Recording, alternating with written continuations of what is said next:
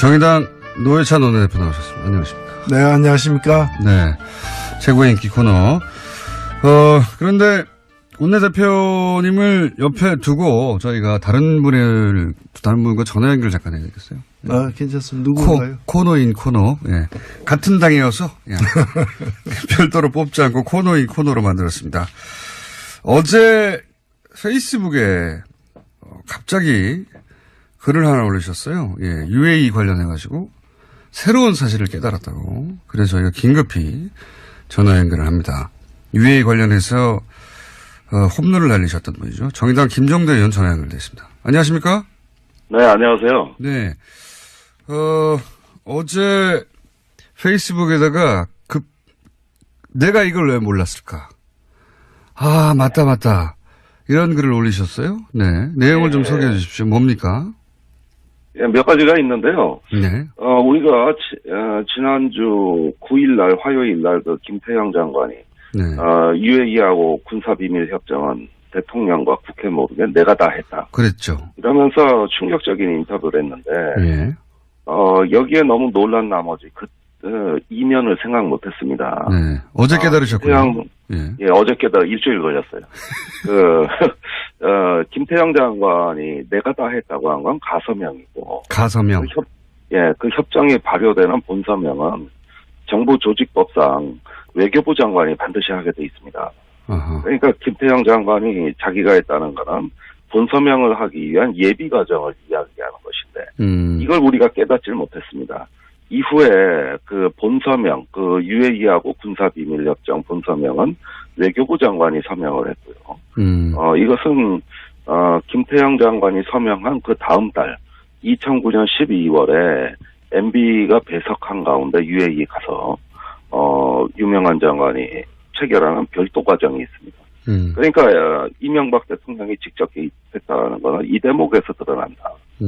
예, 김태형 전 장관 단계는 아니랄지라도. 김태형 전 장관이 본인이 몰래 했다는 것은 설사 본인이 주체가 돼서 했다 하더라도 그건 가서명에 불과하고 본서명은 외교부 장관이 하게 돼 있고 그랬다는 것은 이명박 전 대통령이 보고가 되었고 이명박 전 대통령이 알고 있는 상태에서 했을 수밖에 없다 이런 말씀이신 거죠? 예, 그렇습니다. 예, 간단한 사실이었는데 네. 김 장관의 인터뷰에 현혹된 나머지 그 사실을 뒤늦게 깨달았고요. 첫 번째는 그러고. 그다음에 협정 내용도 예. 자동 개입 조항이 들어가 있다는 걸 김태형 장관이 시인하지 않았습니다. 예. 네, 그냥 추상적인 자동 개입 조항인 줄 알았는데 그게 아니고 예. 한 UAE 연합 군사 지휘 체계도 구성하고 어허. 공동 작전 계획도 수립하고 어허. 유사시에 우리 군의 UAE 투입을 위한 증원부대 편성이라든가 거의 한미동맹 수준의 버금가는 이러한 내용으로 구체화된 내용이 이 협정에 담겨 있다는 거. 이런 것들을 봤을 때 최근에 그 협정을 이행하는 과정에서 송영무 국방장관은 이건 도저히 이행이 불가능하다고 판단했던 구체화된 내용이 더 들어있다는 것. 그러니까 단순히 자동 개입 수준이 아니라 대단히 구체적인 내용이다 이게. 예, 한미동맹 하면서 배운 거는 UAE 가서 다 써먹으려고 했던 것 같아요. 어허. 그렇군요. 내용이 더 심각하다. 그리고 그 외에도 또 있어요. 이런 지적도 하셨어요. 이것이 이제 임종석 대통령 비서실장이 UAE 방문해서 이런 일이 터진 거라고 언론들은 보도를 했고 전반적으로 다들 그렇게 이해했는데 그게 아니다. 이 문제가 본격적으로 불거진 것은 다른 시발점이 있다. 이렇게 말씀하셨어요? 저는 의혹의 초점은 작년 11월 중순이에요. 네. 이명박 대통령이 왜 중동에 방문했느냐. 바레인에 갔었죠. 그때 당시에 바레인에 간 걸로 되어 있단 말입니다. 예. 근데 분명히 그 전에 11월 초에 송영무 장관이 갔을 때도 그다지 탈이 안 났는데, 네. 이명박 대통령이 중순에 갔다 오고 논란이 격화되면서 무언가 비상사태가 발생이 됐다. 이건 현지에서 감지가 된 겁니다. 그래서 왜 그때 이명박 대통령이 급히 중동을 방문했느냐. 이게 의혹의 초점이 될 수밖에 없다고. 그러니까 초점이 임종석 비서실장이 왜 방문이 아니라 이명박 전 대통령의 중동 방문으로 맞춰줘야 된다. 이런 말씀이시네요? 네, 그렇습니다. 그때 혹시 중동에 이명박 전 대통령이 급히 방문했을 때 무슨 일이 있었는지는 아직 정확하게 모르시는 거죠? 예, 제가 일단은 뭐 듣고 있는 증언은, 예. UAE를 사이에 두고, 예. 문재인 정부와 이명박 대통령 간에 묘한 게임이 전개되고 있었다고 보는 것이죠. 분명히 우리는 과거 정부의 어떤 잘못된 협정을 수정하려고 시도했던 것이고, 예. 이명박 대통령은 그러면 이게 원전으로 불똥이 튀고 자기의 자원외교 업적이 훼손되고 위신이 추락할 수 있다는 가능성을 염두에 뒀던 것이고, 그러다 보니까 문재인 정부와 이명박 대통령이 다 중동으로 달려가는 이런 어떤 이상한 일이 벌어졌다는 것이고요. 그래서 작년 11월 상황에 대해서 면밀한 검토가 필요합니다. 이명박 전 대통령이 중동에 가서 단순히 강연만 하고 온 게 아니고 그 강연이 급히 잡힌 것은 사실은 강연을 명분으로 해서 가서 뭔가 하고 왔다.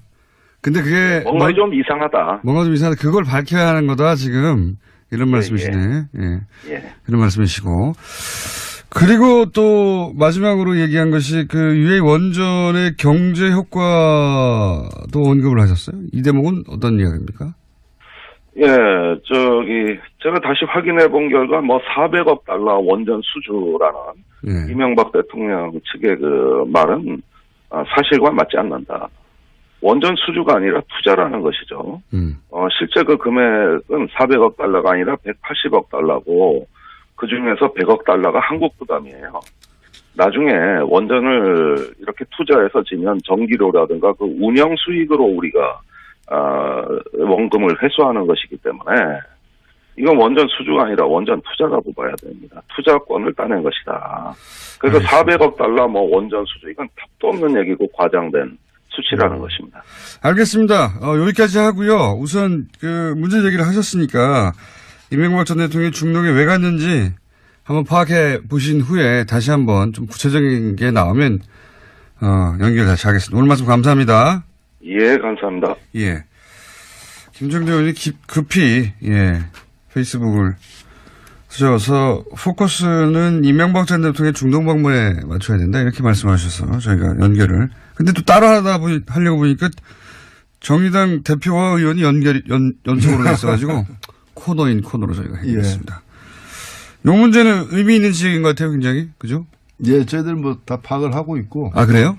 예. 아니, 지금 일부 언론에는 지난번에 원내대표들 만난 걸로 인해서 다 덮어졌다 이렇게 얘기하는데 전혀 사실이 아니고요. 예. 명확하게 해야 될 것은 김승태 의원 등 자유한국당에서 엉뚱하게 제기한 문제들이 더 이상 계속 제기하기 힘들게 되니까 자유한국당이 꼬리를 내렸다. 이렇게 봐야 되고, 이 사안에 대한 어떤 진실과 또 과정에 문제가 있었다면 문제가 해결되는 것은 지금 진행 중이에요. 현재는 ING다 이것은. 진행 중 때문에 좀 지켜보면서 대응할 생각입니다. 청와대 교수는 이 정도에서 예를 들어 UAE라고 하는 상대국이 있으니까 뭐뭐 했으면 하는지 모르겠지만 정의당 입장에서는 그 과정에서 문제가 있다면 밝혀져야 한다. 예. 이제까지 공직자들 중에서 제일 실체적 진실에 가깝게 솔직하게 그리고 단호하게 얘기한 사람은 문재인 대통령이에요.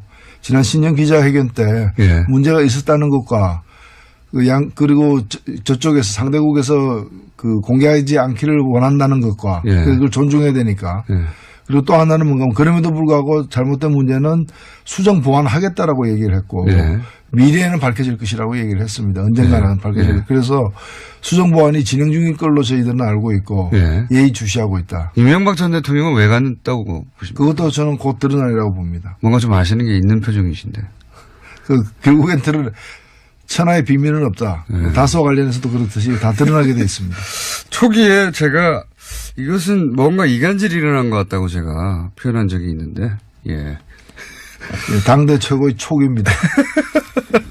그러지 않고선 이런 일이 벌어질 수 없다. 이명박 전 대통령이 중동에 간 것은 강연이 아니라 가서 뭔가 이간질을 한 것 같다. 이렇게 표현한 적이 있는데 내용이 좀 나올 건가 봅니다. 정의당에 의해서. 자, 기대해 보고요. 어제 그 판사 블랙리스트가 나왔어요. 게다가 양승태 대법원장을 비판하는 사람의 어떤 출마, 선거를 어떻게 대응할 것인가 하는 문건도 나오고 선거 개입이죠. 그러니까 이명박 박근혜 정부 시절에 있었던 블랙리스트와 선거 개입을 고스란히 닮은 일이 사법부 내에서 일어났어요. 예, 이게 서울중앙지법의 단독판사회의라는 이 기구가 있고요. 예. 단독 판사들의 회의체입니다. 예. 이게 의장을 선거를 하게 돼 있는데 그동안은 쭉 이제 단독 후보가 나와서 그냥 선출이 됐어요. 예. 근데 2014년부터는 경선을 하기 시작했는데 2016년 경선 때 이 사고가 터진 겁니다. 예.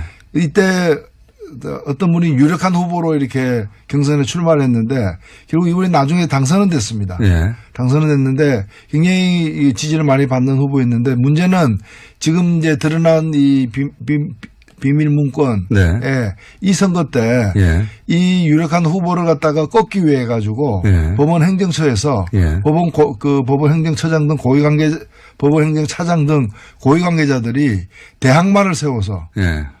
그러니까 이제 자기 측 후보를 예. 법원 행정처 측 후보를 갖다가 내세워가지고 꺾으려고 했던 모의를 했던 문건이 드러난 거예요. 그게 왜 안 없애고 거기 남겨놨을까? 그러니까 이게 자기들은 지웠는데 예. 이제 이걸 다시 읽어낸 거죠. 포렌식으로 찾아낸 거군요. 포렌식으로 해서 읽어낸 건데 이게 이때 문제가 됐던 건 왜 그러면 이 사람을 꺾으려고 했는가? 바로 예. 이 사람이 박상옥 대법관 후보 인사청문회 무렵에 저 대법관은 1987년 박종철 사건 때 그 고문치사를 갖다가 은폐했던 그 장본인인데 은폐하고 왜곡했던 그 검사 시절에 장본인인데 저런 사람이 대한민국의 대법관이 됐으면 되느냐라는 의견을 현직 판사로서 소신 있게 올려서 주목받았던 사람이에요. 이 사람을 안 되게 만들려고 했던 거예요. 그러니까 이게 꼭 이런 겁니다. 노조에서 노조위원장 선거를 하는데 위원장 후보가 깐깐하니까 회사에서 회사 측 후보를 내세워가지고 꺾으려고 했던 부당노동 행위죠. 이게 사실은 헌법의 법관의 독립이라는 게 외부 권력으로부터의 독립도 있지만 사법부 내부에서의 독립도 중요한데 헌법을 갖다 위배한 부분이 있고 또 이것은 이 법률적으로도 보면은 이거야말로 직권남용인 거죠.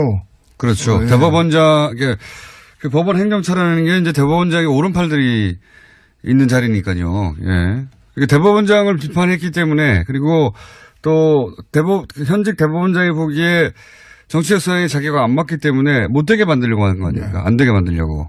그리고 그걸 그렇죠. 실제로 실행에 옮긴 거죠. 후보를 세웠으니까. 그 근거가 드러난 겁니다. 예. 게다가 블랙리스트도 만들고. 이거는 당시 이명박 박근혜 정부가 했던 일을 사법부 내에서 거의 본질적으로 똑같은 일을 한 거예요. 똑같은. 그래서 이것은 이대로 덮고 넘어갈 수 없는 문제다. 맞습니다. 이건 수사 대상이 돼야 된다고 봅니다. 그러면 이게 사상 최초로 전직 대법원장이 그죠? 예. 대법원장이 지금 포토라인에 쓰는 거 아니야? 이런 얘기까지 나오고 있어요. 어떻게 보십니까? 조심조심. 예, 참 유구무원입니다. 입이 있어도 말하기가 두려운 할 말을 잃게 만드는 참담한 상황입니다. 그러니까 그런 상황을 전혀 이럴 땐 이런 표현을 쓰죠. 전혀 배제할 수 없다. 이게 상상하기 힘든 일인데. 근데 보통 이런 얘기는 이제 추정과 또는 주장과 이런 게 난무하는 수준에서 시끄럽다가 끝나야 되는데 이번에는 문건들이 나와버렸어요. 이게 이제 당시에 문제가 됐을 때 이 PC를 확보하고 그 PC를 계속 복원하고 있었지 않습니까? 근데 이걸 못 열게 했었죠. 그러니까 그 판사들의 어떤 자유로운 그런 이제 이 의결 과정에 그 법원의 사법부 최고 권력이 개입을 한 거예요. 그러니까요. 이제까지 태블릿 PC가 아니고 이제 업무용 PC를 갖다 열지 못하게 했잖아요. 그때 그렇죠. 이유가 뭔가 개인정보가 들어가 있다 그랬거든요. 양승태 대법원장 시절에 못 열게 했죠. 개인의 사생활이 들어가 있을 수 있기 때문에 열면 안 된다. 프라이버시 침해다고 했는데 그럼 이러한 부당한 개입이 대법원장의 사생활이었냐. 요거를 막으려고 했던 거죠, 사실. 그렇죠. 이게 문서가 드러날까봐. 근데 드러나 버렸네요. 이거는 정치권이 정치권이 뭐 국정원이나 혹은 뭐 공무원사에 개입한 거는 차원이 다른 거라 그런 거를 그런 불법 행위를 판단하고 또 죄를 묻고 하는 사법부가 스스로 이런 일을 했기 때문에 훨씬 더 충격이 큰 거죠. 판사 사회 내부에서 그냥 넘어갈 수 있겠는가. 법을 집행할 법의 최후의 보루인데 거기서 이렇게 했으니까요. 이거 그냥 넘어갈 수 없을 것 같은데요. 그렇습니다. 네. 보건소가 전염병에 감염된 거죠. 보건소가 전염병에 감염. 그럴 때는 보건소 가면 안 됩니다. 보건소가 전염병 감염된 게 아니라 보건소에서 전염병을 막 만들어내고 있었던 겁니다. 네. 그냥. 그러니까 보건소 움직이면 그게 퍼지게 되는 거죠. 네, 그런 상황입니다. 이거, 이제 보도가 그렇게 많이 되고 있지는 않은데, 내용적으로 보면 굉장히 우리 사회에 큰 파장을 미칠 사건입니다. 예. 정치인들은 감옥에 갔다가도 다시 나와서 또 국회의원 되기도 하잖아요. 예. 사면 복권 내고 다시 그런데 이건 그거하고는 다르거든요. 정치권에서는 비일비재하던 일이었지만 사법부에서 이러는 거는 전례가 없기 때문에 그래서 말을 조심하시는 거죠, 지금. 그래서 놀라운 거죠. 이게 흐르는 물에는 2급수도 있고 3급수도 있을 수 있지만은 돈 주고 파는 그 고급 생수가 2급수나 3급수였다면 그건 말이 안 되는 거잖아요. 양승태 전 대법원장 어떻게 해야 됩니까? 일단은 저는 엄정하게 예. 수사할 것은 수사하고 조사할 건 조사해야 된다고 봅니다. 자, 그런 큰 사건이 하나 있습니다. 그리고 국민의당 바른정당도 이제 점입가경 상태입니다. 이제 네. 되돌릴 수는 전혀 없고요. 예. 다리는 서로 건넜고요, 완전히. 근데 바른정당은 근데 또 추가로 탈당을 박인숙 의원이 해서 바른정당이 한 자릿수로 줄어버렸어요. 네. 한두 명 더 할 수도 있을 것 같고. 네. 원희룡 제주지사도 망설이는 것 같고요. 그리고 안철수 대표 국민의당에서는 이제 전당대회를 어떻게든 치러야 되니까 물러설 수가 없잖아요. 물러서면 이제 다 죽으니까. 그러니까 전당대회를 치러야 되는데 전당대회를 치러서 사실은 거기서 합당을 결정해내기가 굉장히 어려우니까 지금 당규를 바꾸고 있다고 하죠. 네. 예. 맞춤형 당규죠. 예. 그래서 분산도 시도하고 또 온라인 오프라인 나누고 하여튼. 근데 전체적으로 보면은 어떻게 하든 온갖 무리수를 갖다가 감수해서라도 목적은 달성하겠다. 그런 거죠. 라는 태세인 것 같고. 그래서 그렇다 보면은 목적은 달성될 수도 있습니다. 맞습니다. 근데 이제 손에 쥐는 게 뭔가. 이사를 했는데 이사 비용이 집값보다 더 비싸. 그럼 왜 이사를 했느냐. 집값보다 더 비싸. 그러니까 지금 바꾼 당규는 이런 식인 거죠. 국회에서 국회의장이 본회의를 하고 본회의장 안에 국회의원들 다 모여서 하는데 그게 아니라 이제 국회 본회의를 본회의장에서만 하는 것으로 인정하는 게 아니라 저기 동사무소에서 비디오로 중계하면 거기서도 본회의 하는 걸로 쳐주고 그죠? 그렇게 바꾼 거예요. 굉장히 무리수인데 어쨌든 그렇게 했습니다. 바꿨어요. 당권을 가지고 있다 보니까. 그래서 전당대회에서 어떻게든 합당, 그리고 이제 의장의 권한도 이제 제한했죠. 굉장히. 원래는 의장이 이제 개회를 선언해야 되는데 시간만 되면 자동으로 개표가 되고 시간만 되면 개표가 끝나는 것으로 만들어버려가지고 혹시 의장이 도장이 망치로 쾅쾅쾅 안 두드릴까봐 그것도 장치를 만들고 해서 어떻게든 되긴 될 것도 같아요. 그렇습니다. 되긴 될 것도 같습니다. 이걸 어떻게 보십니까? 바른정당 와중에도 또 이제 각 대표들은 자기 정치 입장을 드러내야 되니까 바른정당 유승민 대표는 한반도기를 들고 입장하는 거는 안 된다라고 했고 안철수 대표는 한반도 기도 안 되고 인공기도 안 된다. 이게 그러면 안철수 대표 이야기대로 하면 북한 선수단은 태극기를 들어야 돼요. 인공기도 안 되고 한반도기도 안 되면 어쨌든 이 입장에 대해서는 어떻게 생각하십니까? 근데 한반도기는 이제까지 제가 기록을 보니까 7번이나 예, 이미 여러 번 했죠. 여러 번 같이 들었던 기억이 있고요. 그다음에 한반도기는 뭔가 하면은 국가기가 아닙니다. 예. 우리가 이제 공동선수단이라는 이름으로 뭔가 정치적으로 의미 있는 퍼포먼스를 하기 때문에 그게 합당하게 그 길을 갖다 양쪽 그래. 길을 다 들 수 없어 드는 거고요. 상징 만일에 그 선수들이 입상을 하게 되고 메달을 따게 되면 올라가는 깃발은 그 자기네 국가의 당연히요. 깃발, 인공기나 태극기가 올라가는 거고 뭐 너무 당연한 거고. 공동선수단일 경우에는 합의에 따라서 예.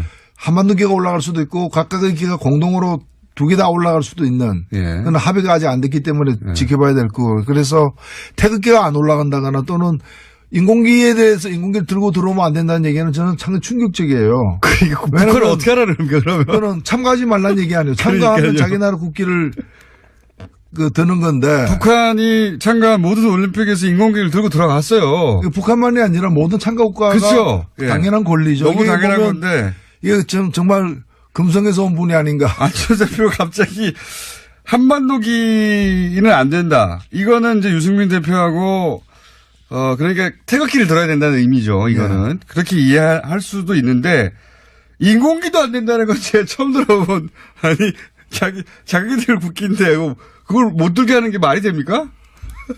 전혀 진짜 뭐 외계에서 온 게 아닌가. 인공기도 안 된다는 건 처음 들어본. 전당대회가 무산되면은 한국을 떠날 수밖에 없다고 얘기했는데 떠나면 어디로 갈 것인가 저는 금성으로 갈 거라고 확신합니다.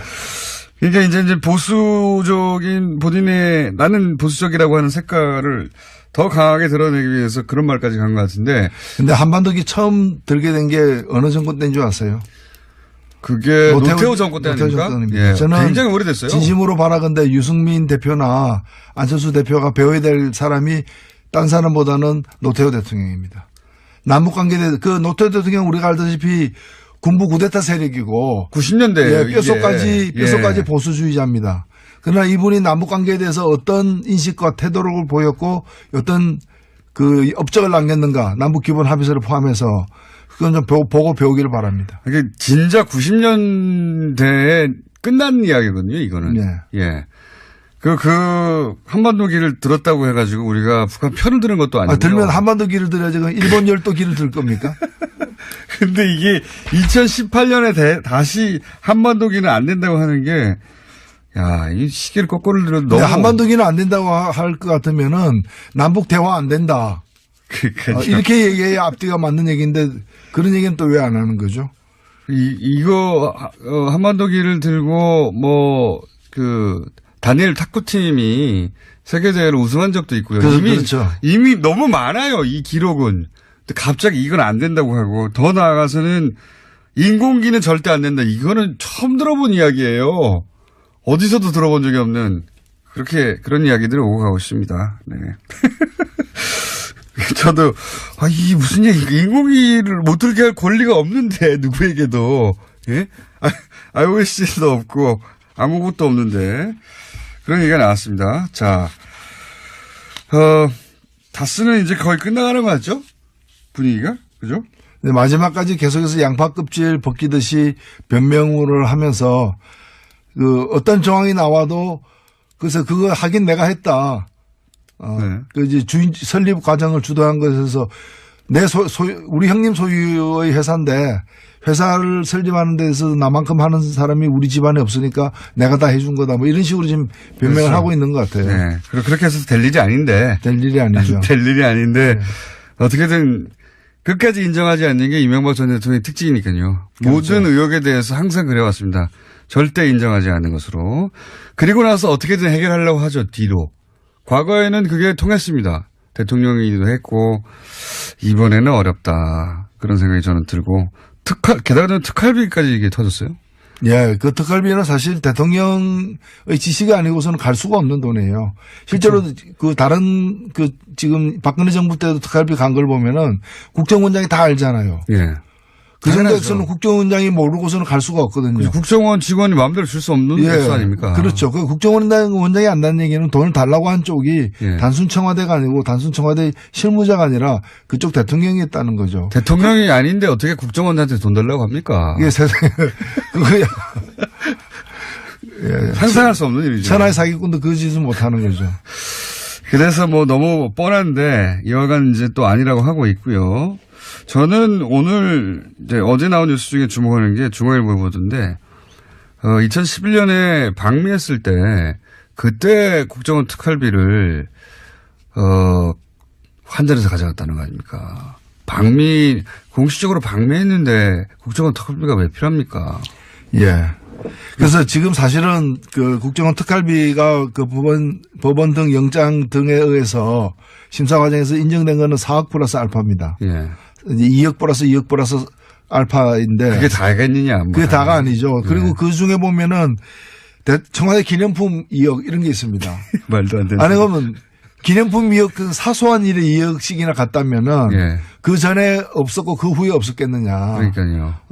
레일 깔아놓고 기차 한 번만 지나갔다. 이게 누가 믿습니까? 처음에 어렵지.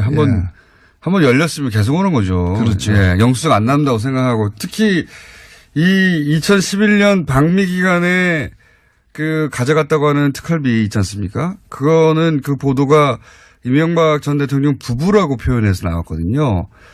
그 얘기는 굳이 부부라고 표현한 이유가 있는 것 같아요. 그 중에 일부가 혹여 당시 김웅 여사한테 간 게 아닌가. 그랬다면 양상이 달라지는 거 아닙니까 이제. 부부는 뭐 경제 공동체니까 같이 썼겠죠.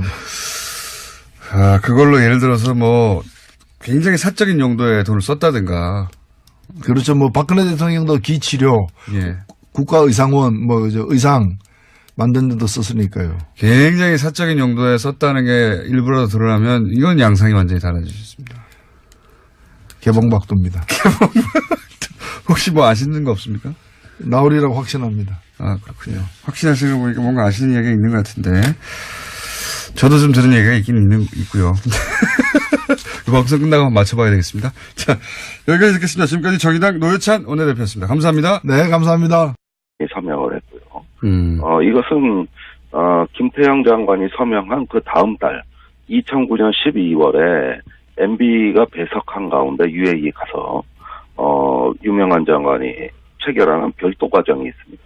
그러니까 이명박 대통령이 직접 개입했다는 것은 이 대목에서 드러난다. 예, 김태형 전 장관 단계는 아니랄지라도 김태형 전 장관이 본인이 몰래 했다는 것은 설사 본인이 주체가 돼서 했다 하더라도 그건 가사명에 불과하고 본서명은 외교부 장관이 하게 돼 있고 그랬다는 것은 이명박 전 대통령이 보고가 되었고 이명박 전 대통령이 알고 있는 상태에서 했을 수밖에 없다 이런 말씀이신 거죠? 예, 그렇습니다. 예, 간단한 사실이었는데 네. 김 장관의 인터뷰에 현혹된 나머지 그 사실을 뒤늦게 깨달았고요. 첫 번째는 그러고. 그다음에 협정 내용도 자동 개입 조항이 들어가 있다는 걸 김태형 장관이 시인하지 않았습니까? 예.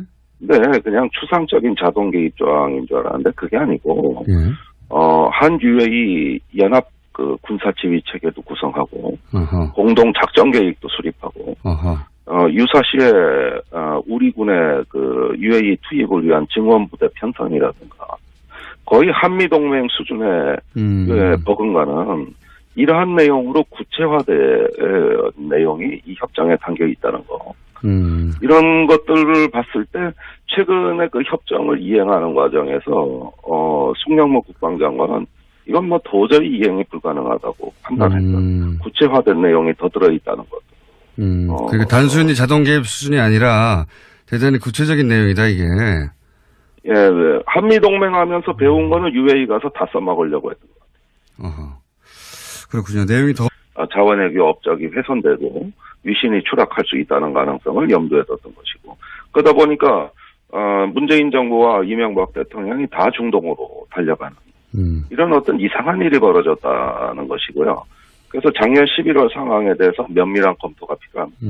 이명박 전 대통령이 중동에 가서 단순히 강연만 하고 온 게 아니고 그 강연이 급히 잡힌 것은 사실은 강연을 명분으로 해서 가서 뭔가 하고 왔다. 근데 그게 뭔가 좀 이상하다. 뭔가 좀 이상하다. 그걸 밝혀야 하는 거다 지금 이런 말씀이시네. 예. 이런 말씀이시고 그리고 또 마지막으로 얘기한 것이 그 UAE 원전의 경제 효과도 언급을 하셨어요. 이 대목은 어떤 이야기입니까? 예, 제가 다시 확인해 본 결과 400억 달러 원전 수주라는 이명박 대통령 측의 그 말은 사실과 맞지 않는다. 원전 수주가 아니라 투자라는 것이죠. 실제 그 금액은 400억 달러가 아니라 180억 달러고 그중에서 100억 달러가 한국 부담이에요. 나중에 원전을 이렇게 투자해서 지면 전기료라든가 그 운영 수익으로 우리가 원금을 회수하는 것이기 때문에 이건 원전 수주가 아니라 원전 투자라고 봐야 됩니다. 투자권을 따낸 것이다. 그래서 400억 달러 뭐 원전 수주 이건 답도 없는 얘기고 과장된 수치라는 것입니다. 알겠습니다. 여기까지 하고요. 우선 그 문제 제기를 하셨으니까 이명박 전 대통령이 중동에 왜 갔는지 한번 파악해 보신 후에 다시 한번 좀 구체적인 게 나오면 연결 다시 하겠습니다. 오늘 말씀 감사합니다. 예, 감사합니다. 예. 김정대 의원이 급히 페이스북을 쓰셔서 포커스는 정의당 노회찬 원내대표 나오셨습니다. 안녕하십니까? 네, 안녕하십니까? 네. 최고의 인기 코너. 그런데 원내대표님을 옆에 두고 저희가 다른 분과 전화 연결 잠깐 해야겠어요. 아, 괜찮습니다. 누구인가요? 코너인 코너. 예. 같은 당이어서 별도로 뽑지 않고 코너인 코너로 만들었습니다. 어제 페이스북에 갑자기 글을 하나 올리셨어요. 예. UAE 관련해가지고 새로운 사실을 깨달았다고. 그래서 저희가 긴급히 전화 연결을 합니다. UAE 관련해서 홈런을 날리셨던 분이죠. 정의당 김정대 의원 전화 연결되어 있습니다. 안녕하십니까? 네, 안녕하세요. 네. 어제 페이스북에다가 내가 이걸 왜 몰랐을까? 아, 맞다. 이런 글을 올리셨어요? 네. 내용을 좀 소개해 주십시오. 뭡니까?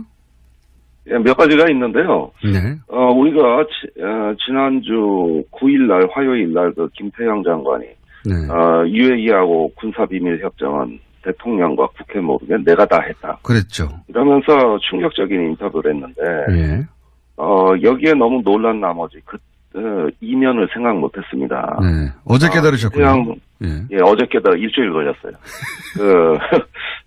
김태형 장관이 내가 다 했다고 한 건 가서명이고. 가서명. 그 협정이 발효되는 본서명은 정부 조직법상 외교부 장관이 반드시 하게 돼 있습니다.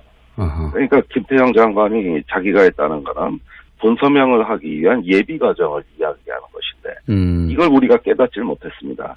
이후에 그 본서명, 그 UAE하고 군사비밀협정 본서명은 외교부 장관이. 이명박 전 대통령의 중동 방문에 맞춰야 된다 이렇게 말씀하셔서 저희가 연결을. 근데 또 따라 하려고 보니까 정의당 대표와 의원이 연속으로 있어가지고 코너인 코너로 저희가 해드렸습니다.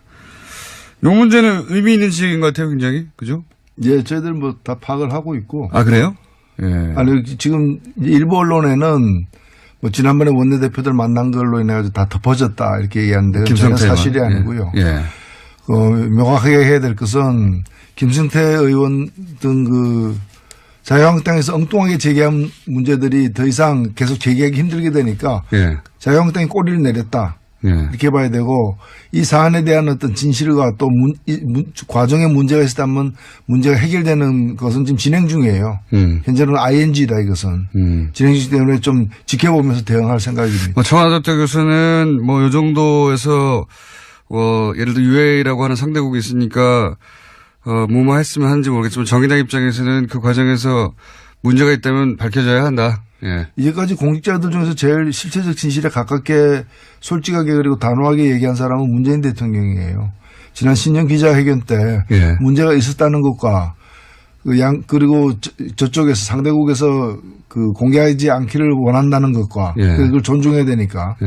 그리고 또 하나는 뭔가 그럼에도 불구하고 잘못된 문제는 수정 보완하겠다라고 얘기를 했고 미래에는 밝혀질 것이라고 얘기를 했습니다. 언젠가는 밝혀질. 그래서 수정 보완이 진행 중인 걸로 저희들은 알고 있고 예의주시하고 있다. 이명박 전 대통령은 왜 갔다고 보십니까? 그것도 저는 곧 드러나리라고 봅니다. 뭔가 좀 아시는 게 있는 표정이신데. 결국엔 천하의 비밀은 없다. 다수와 관련해서도 그렇듯이 다 드러나게 돼 있습니다. 초기에 제가 이거 심각하다. 그리고 그 외에도 또 있어요. 이런 지적도 하셨어요. 이것이 이제 임종석 대통령 비서실장이 UAE 방문해서 이런 일이 터진 거라고 언론들은 보도를 했고 전반적으로 다들 그렇게 이해했는데 그게 아니다. 이 문제가 본격적으로 불거진 것은 다른 시발점이 있다. 이렇게 말씀하셨어요? 저는 의혹의 초점은 작년 11월 중순이에요. 네. 이명박 대통령이 왜 중동에 방문했느냐. 바레인에 갔었죠. 그때 당시에 바레인에 간 걸로 되어 있단 말입니다. 예. 근데, 분명히 그 전에 11월 초에 송영무 장관이 갔을 때도 그다지 탈이 안 났는데, 네.